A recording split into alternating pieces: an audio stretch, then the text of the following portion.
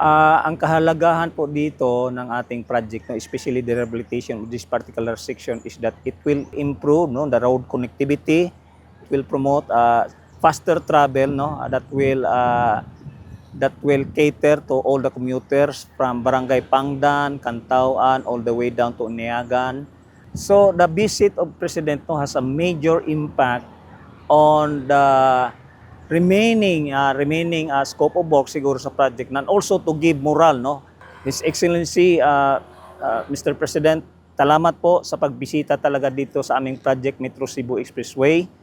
It will really strengthen, no, our effort, no, talagang malaking boost sa aming moral, sa aming strength to really improve further our services with regard to promoting the faster completion of this project.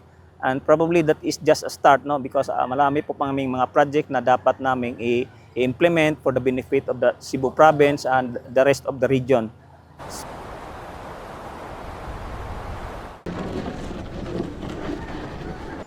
Good morning. Nandito tayo sa isang section ng Metro Cebu Expressway na nasira 2 years ago, noong 2024. So finally, pinangako natin na matatapos ito by June. Ito na ngayon tayo para tignan at inspeksyonin. Malaking bagay ito because napakasama nung daan noon na yung ginagawa ng kanilang planta, yung lente na sa telepono. Dahil sa pagkalubak, yung itong produkto nila, pag dumadaan dito sa daan na ito, nababasag. Nababasag yung lente na kanilang ginawa. Kaya napakasayang naman. So good. At may isa pang daan, there's another section na dito, papunta rin, ginagamit din nila. That will be finished within a year from now. So patuloy lang ang ating ginagawa.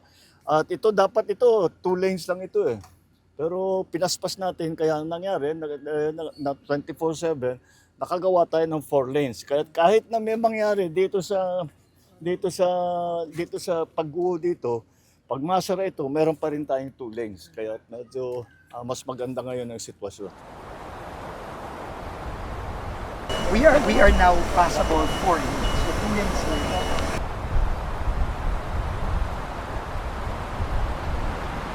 Kaya maayos na. Ayos na. Maraming salamat.